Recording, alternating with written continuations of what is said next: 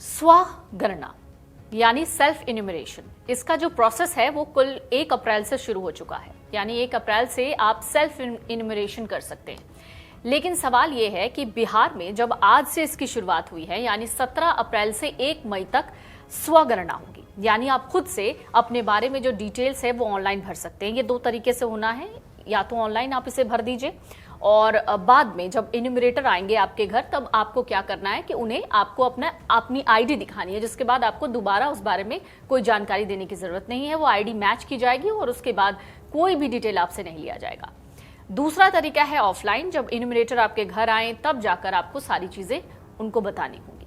तो सबसे जो आसान प्रोसेस है वो है ऑनलाइन, यानी स्वगणना, जिसे हम कह रहे हैं सेल्फ एन्यूमरेशन। तो सेल्फ एन्यूमरेशन अगर आप बिहार में रहते हैं तो जो इसकी शुरुआत है वो आज से हो गई है, यानी 17 अप्रैल से इसकी शुरुआत हो गई है। 1 मई तक आप खुद से यानी ऑनलाइन एक पूरा फॉर्म फिल कर सकते हैं जनगणना का। उसमें जो 33 सवाल पूछे जाएंगे, उन सवालों को आपको भरना है। अब ऐसे में आपके मन में ये सवाल उठ रहा है कि इसे करना कैसे है, यानी सेल्फ एन्यूमरेशन का जो प्रोसेस होगा वो किस तरीके का होगा। तो ये बहुत आसान प्रोसेस है। इसे आपको ऑनलाइन मोबाइल से या लैपटॉप से, जैसे भी आप करना चाहें तो आप कर सकते हैं। मोबाइल ऐप के जरिए कर सकते हैं। फिलहाल मैं आपको इसे लैपटॉप पर करके दिखा रही हूँ। समझिए कि आप किस तरीके से स्वगणना कर सकते हैं, यानी ये जो पूरे 33 सवाल है उसे आप ऑनलाइन कैसे भर सकते हैं। तो आपको क्या करना है ये आप समझिए। आपको कुछ नहीं करना, बस एक आसान सा स्टेप है जो फॉलो करना है। अगर आप फोन से कर रहे हैं तो ऐप के थ्रू कर सकते हैं। अगर आप ऐप के थ्रू नहीं करना चाहते फोन से, तो आप गूगल क्रोम पर जाइए, यानी गूगल पे जाइए और वहां पर आपको सर्च करना है। कंप्यूटर से अगर कर रहे हैं या लैपटॉप से कर रहे हैं तो वहां पर भी आपको सर्च करना है। सर्च क्या करना है, यहाँ पे आपको लिखना है SE। SE का मतलब होता है सेल्फ इन्यूमरेशन, यानी स्वगणना।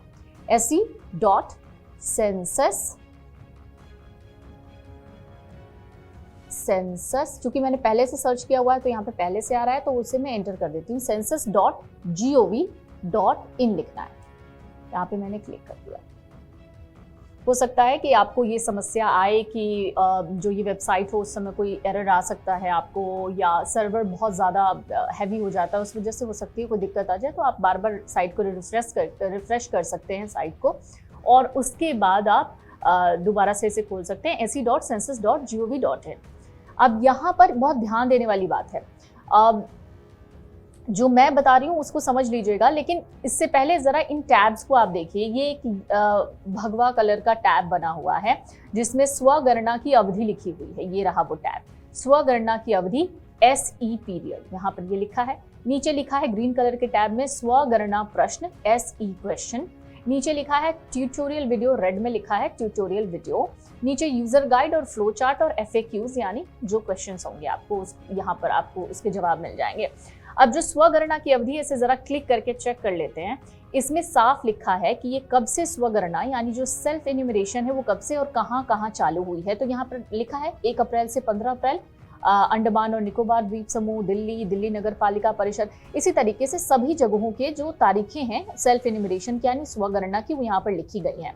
बिहार में आज से चालू हुआ है, इसलिए यहाँ पर ये बिहार का भी मेंशन है। 17 अप्रैल से 1 मई, उसके बाद 26 अप्रैल से शुरू होगा, फिर 30 अप्रैल से कहाँ कहाँ शुरू होगी, सारी डिटेल्स यहाँ पर लिखी गई है। तो आप जिस भी स्टेट के रहने वाले हैं, आप इस वेबसाइट पर जाकर, इस साइट पर जाकर आप चेक कर सकते हैं कि आपके यहाँ जो है, आप जिस भी राज्य से हैं वहां पर कब से ये सेल्फ इन्यूमरेशन की जो प्रोसेस है वो स्टार्ट हो रही है। तो बिहार में आज से स्टार्ट हुई है, और बाकी जगहों पर जैसे यहाँ पर 16 अप्रैल से 30 अप्रैल लिखा हुआ है, तो मध्य प्रदेश, आंध्र प्रदेश, अरुणाचल प्रदेश, चंडीगढ़, छत्तीसगढ़, हरियाणा, यहाँ पर जो है 16 अप्रैल से चालू हो चुका है, 30 अप्रैल तक चलेगा बिहार में आज से, और तेलंगाना, पंजाब, इन सब जगहों पर 26-30 के बाद से। तो यहाँ पर आप सारी डिटेल देख सकते हैं। उसके बाद ये है सेल्फ एन्यूमरेशन क्वेश्चंस, यानी स्वगणना प्रश्न। यानी जब आप ये फॉर्म भरेंगे तो आपको कौन से सवाल आपसे पूछे जाएंगे, उसकी जो पूरी डिटेल है ना वो यहाँ पर लिख दी गई है। तो आप इस पूरी डिटेल को देख सकते हैं, ताकि पहले से आप प्रिपेयर हो जाएं कि जब आप फॉर्म भर रहे हो तो आपको पता लगे कि कहाँ पर क्या पूछा जाएगा, और आप उसका उत्तर किस तरीके से देंगे। तो यहाँ पर वो सारे सवाल लिखे गए हैं, तो आप इसे देख सकते हैं।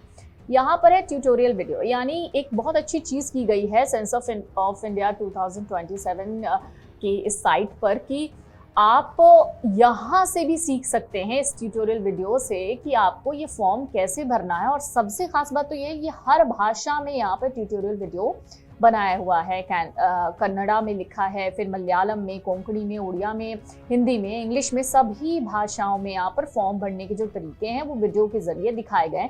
तो आप यहाँ से भी स्वगणना का ये जो फॉर्म है ऑनलाइन वो भरने की जो प्रक्रिया है वो सीख सकते हैं।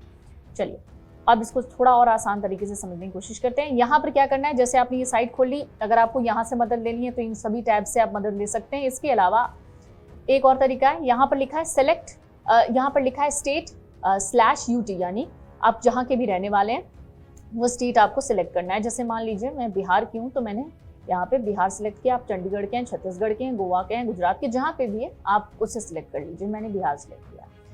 यहाँ पे आपको कुछ नहीं करना, यहाँ पे आपको कैप्चा भर देना है। कैप्चा ये रहा। आप अगर आपको ये कैप्चा समझ में ना आए तो यहाँ पर रिफ्रेश का भी वो दिया है बटन, तो आप यहाँ पर क्या कर सकते हैं कि रिफ्रेश कर सकते हैं। तो क्या होगा, ये जो कैप्चा हो जाएगा वो चेंज हो जाएगा। देखिए मैं करके दिखाती हूँ। तो यहाँ पर क्या होगा, कभी कभी जैसे मैंने आपको पहले बताया था कि साइट पर कुछ एरर्स आ सकते हैं, तो उसके लिए घबराना नहीं, आप इसे रिफ्रेश कर सकते हैं।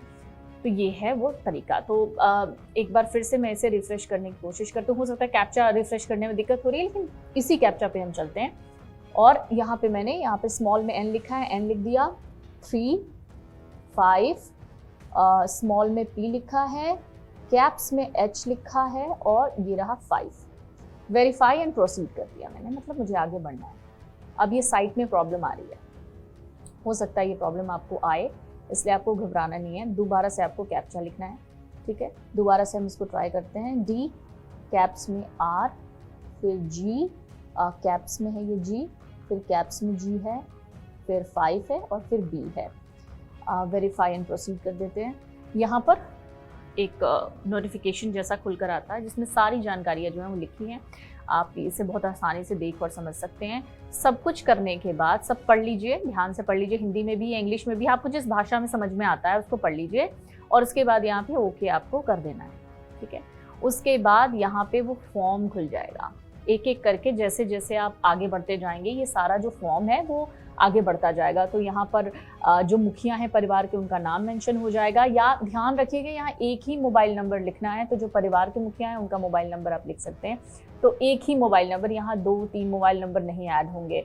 और यहाँ जो परिवार के मुखिया है, हाउस होल्ड लिखा है यहाँ पर, तो फिर आपको जो परिवार के मुखिया उनका नाम, उसके बाद यहाँ पर मोबाइल नंबर और ईमेल जो आईडी है। अगर आपके पास नहीं है तो घबराने की ज़रूरत नहीं है, ऑप्शनल है, ये लिखने की ज़रूरत नहीं है ईमेल आईडी। लेकिन यहाँ पर जो रेड स्टार दिख रहा है यानी ये कंपल्शन है, ये तो आपको भरना ही पड़ेगा।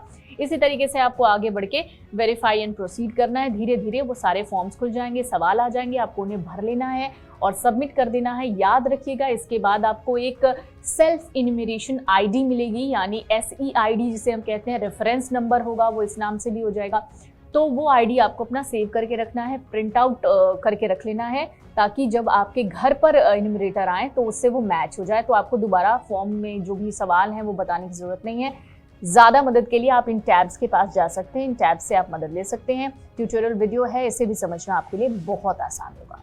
तो ये आसान प्रोसेस था। सरकार क्यों कह रही है कि आपको इसे ऑनलाइन कर लेना चाहिए? ऑनलाइन करने से आपको ये फायदा होगा कि जो पूरा डेटा है आप खुद से भरकर और बड़े आसान स्टेप्स के साथ इसको सेव करके रख सकते हैं। यानी जब आपने सेल्फ इन्यूमरेशन कर लिया, यानी जब आपने स्वगणना कर ली, तो उसके बाद जो आईडी जनरेट होती है जिसे हम रेफरेंस नंबर या सेल्फ इन्यूमरेशन आईडी कहेंगे, उस आईडी को आपको सेव करके रख लेना है। अपने फोन में सेव कर लीजिए या उसका प्रिंट आउट ले लीजिए। जब भी इन्यूमरेटर आपके घर आए, जब जनगणना होगी, जब दूसरा स्टेप होगा, उस दौरान वो आईडी उनको आपको दिखानी है। उसके बाद आपको किसी भी सवाल के जवाब नहीं देने, वो वहीं से मैच हो जाएगा। तो कोशिश कीजिए कि इन्यूमरेटर का इंतजार आपको ना करना पड़े। आपको सिर्फ इतना करना है कि इस पूरे प्रोसेस को आप ऑनलाइन भर लीजिए। ये आपके लिए ज्यादा बेहतर विकल्प होगा।